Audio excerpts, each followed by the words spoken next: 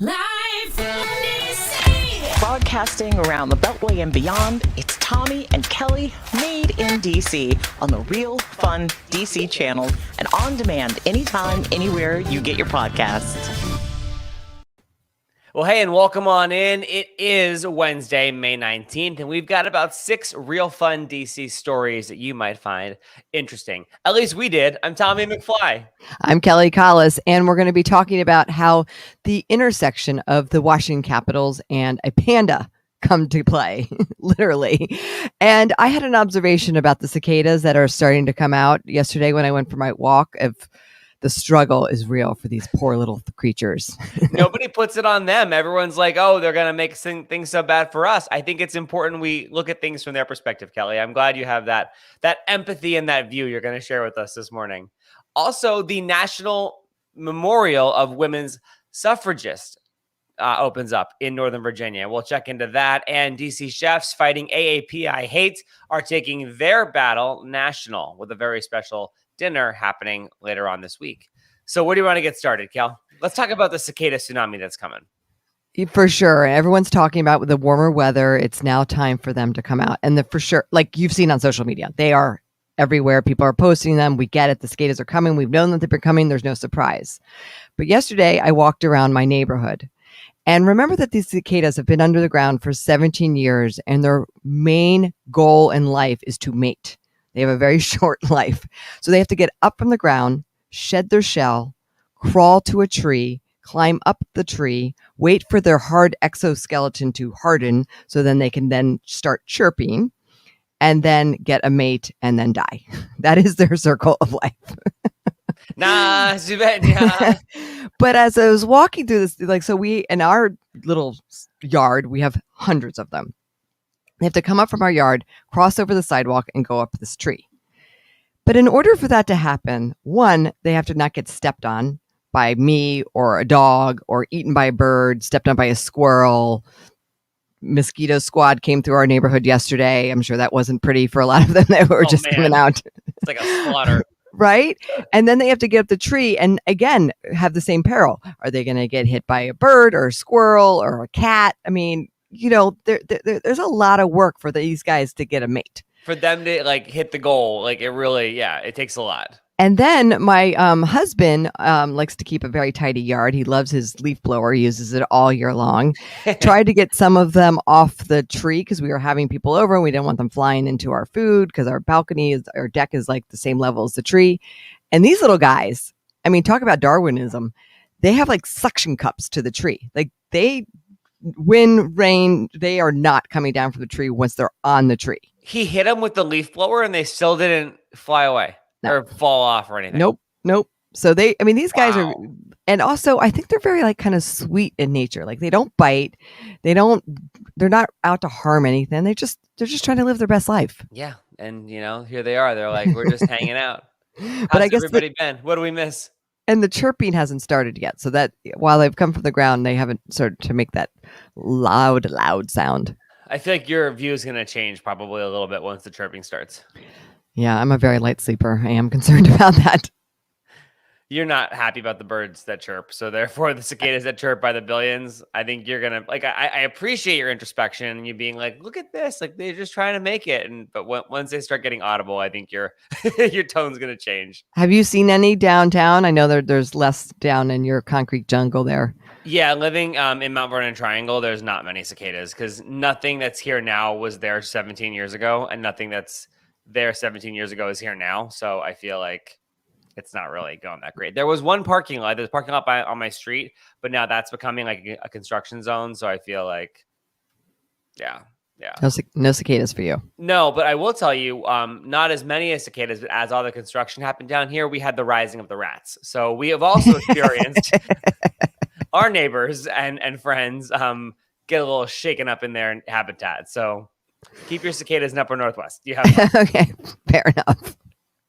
If you're making a trip out to Northern Virginia, to Lorton, the former Lorton prison, which is now a mixed-use development, which is interesting in its own right, Liberty Lorton, they are unveiling the National Suffragist Memorial. It's called Turning Point, and they've been fundraising for this for a long time.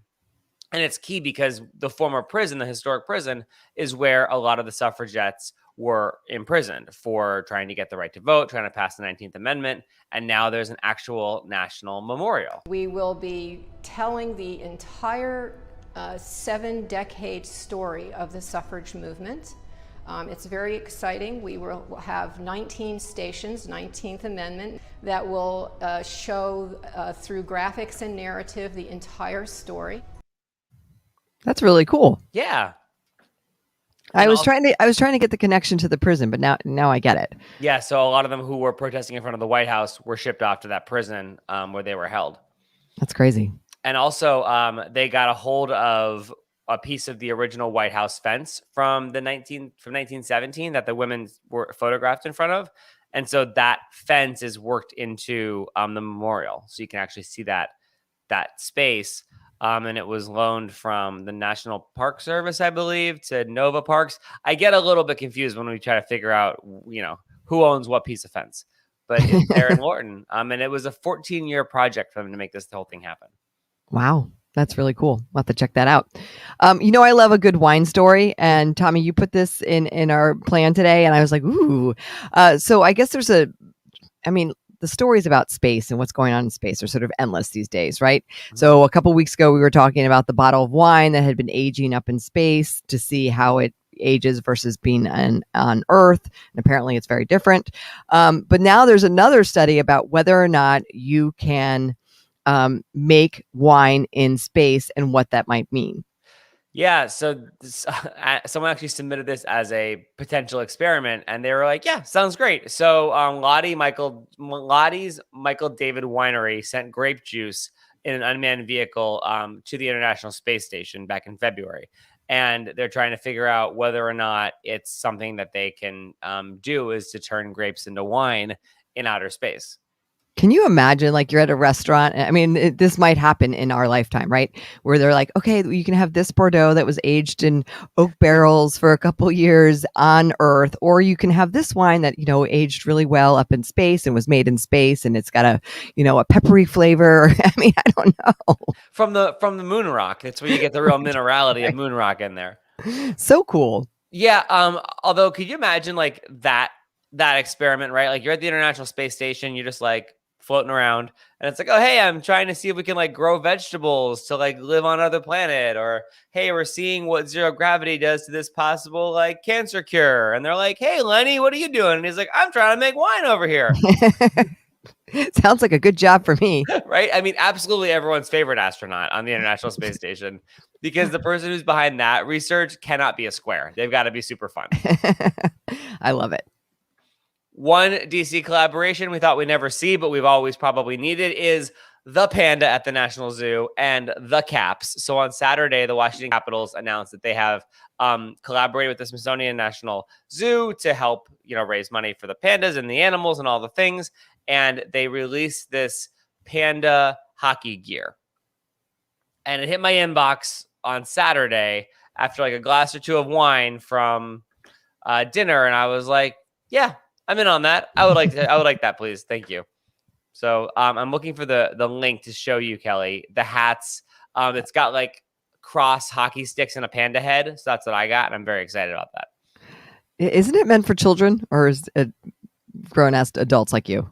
Well, I certainly hope it's meant for grown-ass adults like me, because I got a big noggin and I'm not putting this thing into a kid's hat. That's for sure. It's very cute. That's very cute. I mean, look, the zoo, like a lot of organizations, have had a tough year as far as fundraising. So if it goes towards the zoo and the baby panda, I'm in. I didn't even think about that possibly being a kid's thing. I was so excited to buy it that I didn't even cross my mind.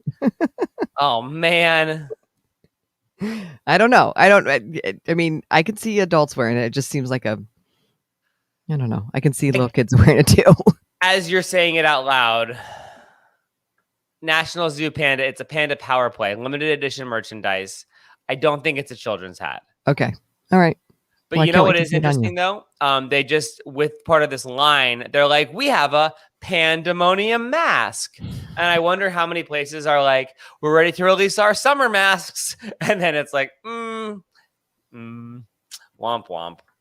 Well, people are still wearing masks. Yeah, but like the Demand is down. I was gonna say, like, as not an econ major, but Kelly, I know that you are.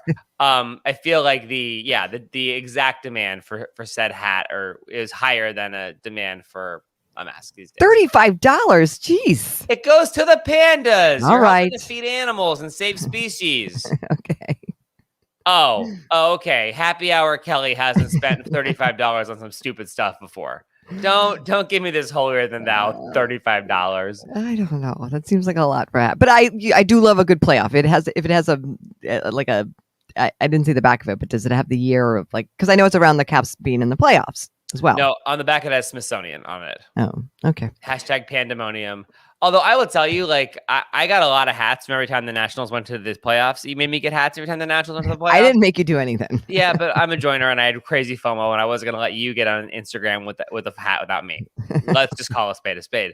And now I was like cleaning out some like storage stuff in our condo and I'm like, I got a lot of hats with a lot of dates on them. And these were all years that it didn't go so well. So when you have the World Series stuff, you're like, oh, well, this other stuff's kind of irrelevant. I hope you didn't get rid of it. It's going to be like vintage. Yeah. I burned it, Kelly. I lit it on fire. No, I just didn't know what to do with it. So it's like stuffed in a box. Okay. You wear it back to a Nats game in a couple of years. You'll be very like, it will show that the OG, like you've been a fan of the Nats for a long time. Got it. Bumpy roads, beautiful places. Tony, you made it about the Nats. How did you do that? I don't know. Well, let's go back to the Caps. Not even, but like you incepted me to do that. I didn't make you do it. But the Caps are still in the playoffs. They're playing, they're up in Boston. They're playing tonight. This is, of course, game 3. Also happening in Boston, but this was last night. The Wizards did fall to the Celtics. But the way that the NBA playoffs are set, they've got one more game. And so they're going to play the Pacers tomorrow night in DC. And that is a one game, sort of like a wild card game, and whoever wins that game goes off to play the number 1 seed. So even if you win that game, you got a long way to go. You can still hang out with us. You just got to face all the cool kids. Right, totally. But that's exciting that's going to be happening here in DC, and especially now that so much has opened up and the weather is great. It just like that vibe of downtown by the arena there should be picking up, and it's exciting. Totally. You know what the Wizards need besides some magic? They need a panda hat. All right. Well, let's see if they get to the next round. These are like one-off games. Yeah. Also, I ordered my panda hat on Saturday. TikTok kids, the Caps could be out of this, and I'm going to be sitting without a panda hat. Don't bite your tongue there, Tommy. I'm just saying is all. I'm just saying. Also happening in DC, and this announcement came down yesterday, the Marine Corps Marathon is coming back in real life. Love it. You can mark your calendars for October 31st is going to be the race day. Of course, they have a bunch of events leading up to it that weekend. And what's really cool is that they're still offering a lot of virtual offerings as well. So it's going to be a little bit of both, a little bit of hybrid, but we are going to have runners through our streets on October 31st, and super exciting to hear that. Love to see it. A good old Halloween Marine Corps Marathon. Should we dress up in costumes? You know, it sometimes hovers around Halloween, right? Yeah. So some people do that. It seems like a lot of work to run a marathon and be in costume. I got to be honest. We did the 10K with some of our Tommy and Kelly show family, and it about killed me. So we got over to National Landing and then back up onto the freeway, and I was like, oh, we're still got a lot of Ks to go. Yeah, so I don't know if a costume would sound like a... Yeah, I couldn't imagine being dressed like Frankenstein. It would have like made the process any easier. But that's really cool. I'm so excited to welcome that DC tradition back. It's great to hear that it's happening. Hey, by the way, speaking of, if you don't have plans on Sunday and you would like to go see some baseball, where there's a Battle of Baltimore and the District of Columbia around 1:00 on Sunday. Open up the Real Fun DC app. We've got a contest going to get our tickets to that endeavor. How am I doing with keeping things generic? You're good. I mean, it's happening at Nats Park. Oh, yeah, that's right. Yeah. In the Navy Yard. Yeah, and apparently there's a first pitch at 1:00, 1:05, I believe. 1:05. Oh, cool. So, yeah, all you have to do is open up the Real Fun DC app. We're going to have that open to hopefully give you our pair of tickets until about 11 a.m. on Friday. So just open the app, and there you go. Let us know you want them, and there we will draw someone randomly. Yeah, Battle of the Beltway. 5Dells leaving that comment. That's what we're talking about. A Battle of the Beltway without using any trademarks. Just open up the Real Fun DC app. I want to talk about chefs fighting AAP I hate, but before we do, we've got a lot of comments this morning, so I just want to say thank you to Sandra, who said good morning. I want to say thank you to Liz, who says you should watch Hilary Swank in Iron Jawed Angels. It has some issues, but you can learn a lot about the women who got arrested at Lorton, talking about the suffragette memorial. And Sarah Dwyer, my goodness, always the cultured one. When Dom Perignon first discovered champagne, he reportedly said, "I am drinking stars." Ooh, I like that. I'm gonna have to reuse that. Back to wine and spice. And Tony says, have not seen any cicadas in Woodbridge. So thank you. Full docket of reporting from our team of experts in the field. And thanks for getting involved, and thanks for joining us. So plenty of local chefs have gotten together and started an initiative to fight and stop AAP I hate. And yesterday, these chefs were on the Today Show talking about their campaign and the national reach that it's had, which is great. Tomorrow, Thursday, there's a special dinner at Hook Hall on Upper 16th Street. And Hook Hall has been like globally important in helping hospitality industry workers remain fed and giving them supplies throughout this whole pandemic. So it's just like the super friends of helping people getting together. And we talked to Anna Valero of Hook Hall about bringing this event together and also what's going to happen with Hook Hall Helps now that we're seeing the other side of what's going on. Plus, she addresses too the industry worker shortage in the restaurant industry. A lot to get to, but first, her guests tomorrow night, they were on the Stinkin' Today Show. So that's pretty awesome. Very awesome. As we like to say at Hook Hall, we have 4 walls and we get to do what we want within those 4 walls. And we want to do the most good possible as a community gathering space. And so what's exciting for me is some of the chefs that are coming are chefs who are hyper supportive of Hook Hall Helps when we first started. And so it only seems right that we support them in their initiative that they have with Chefs Stopping AAP I Hate. And so we have a really great event coming up on Thursday night. We have Tim Ma, we have Eric Bruner Yang, we have Kevin Tien, we have Lila Wong from Teaism. And so we have an all-star lineup. There will be so much good food. And I went to AU, and we have I'm excited as an alum to have the AU Center for Anti-Racism coming in to moderate a discussion. So what's really important to when Tim and I first started having this discussion about putting together this event was that it wasn't just about the food, but it was about how can we actually create conversation. And so we're going to have a moderated conversation where the chefs are going to have really just intimate fireside chats as their courses come out with the director of the center, Christine Platt. The goal for us is how can we break down the barriers of tough conversations in order to make them, really just more palatable and digestible and, bringing that with some good food. And there's not a ton of space left, but you can still get some tickets to help support the initiatives too of Stop AAP I Hate. How do you get those tickets? Just go to our website at hookhall.com. If you click on the events calendar, you'll be able to see the Thursday event right there. That's awesome. And Hook Hall Helps, which is what you have been like around the world on and have gotten global attention for helping out people in the hospitality industry who couldn't afford food and supplies. What happens to that now that restaurants are starting back to open and you're going to eventually need that space to put patrons in? Like, what's the deal there? Well, what we want to do is we know that there's a gap between reopening and when people really get that first paycheck. So we are looking at the timing for how we wind down Hook Hall Helps to correspond with, in June 11th is when the rest of the world, you have 2 different phases of reopening. Everything should be reopened by June 11th. And so what we're really looking at, Tommy, is how can we make sure that we extend through the end of the month to make sure that everyone who starts when those restaurants reopen, when those bars reopen, is able to get a paycheck under their belt before they have to, again, start to think about, we want to make sure people have the means in order to meet their food insecurity.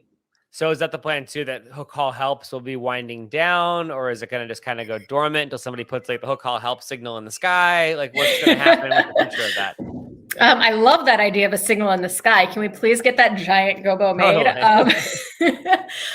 Put it on the Wilson building. That would be awesome.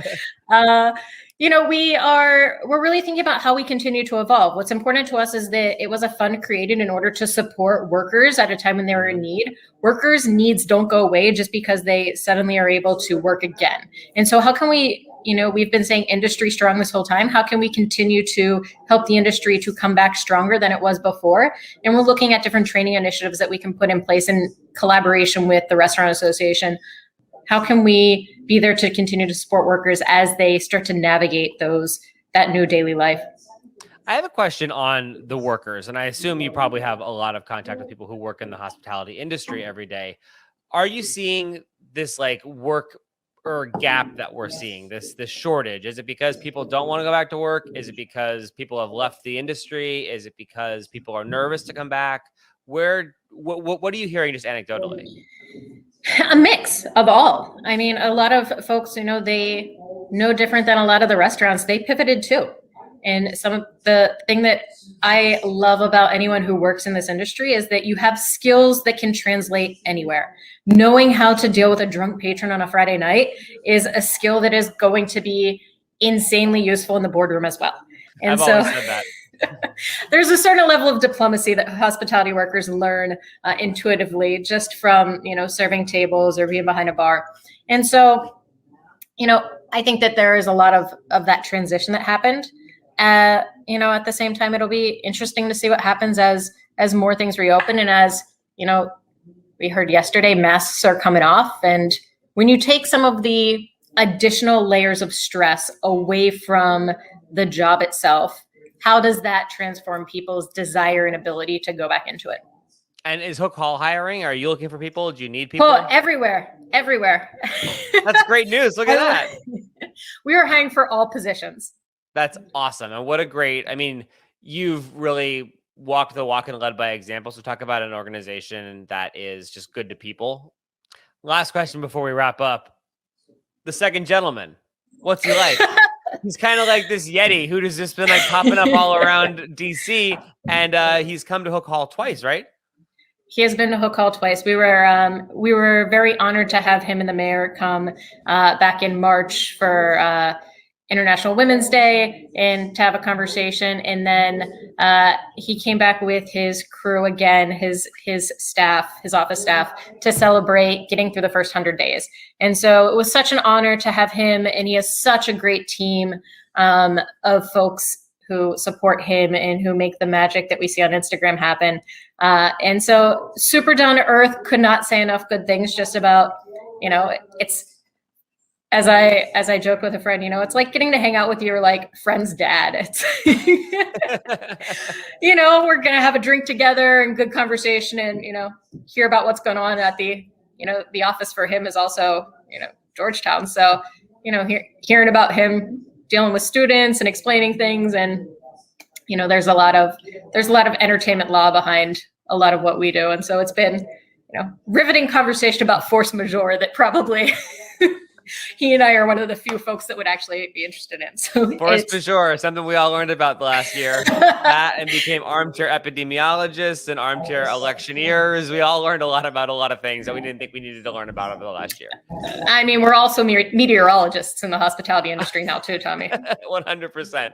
Astrologists, all of the things. Therapist. Anna Valero from Hook Hall. Thanks for joining us. Good luck with the event on Thursday. And I can't wait to see you again in person really soon. Coming up soon. Come to the Oasis. Big thanks to Anna for joining us. Thank you for joining us too. If you want to catch up with any of our past episodes, how could you not? Just search Tommy and Kelly anywhere you get your podcasts. That was fun. That was a great interview. And you know what? Restaurants, man, they have seen it all and they're still struggling. So I just love what she's done. And it's just a reminder to support these awesome entrepreneurs. Absolutely. You can catch up with any of our past shows too at realfunddc.com. You can sign up for our mailing list there too. We've got a mailing list, gosh darn it, and open up the Real Fun DC app before Friday at 11 a.m. for your chance to grab those baseball tickets. Have an awesome day, Cal. We'll see you next time.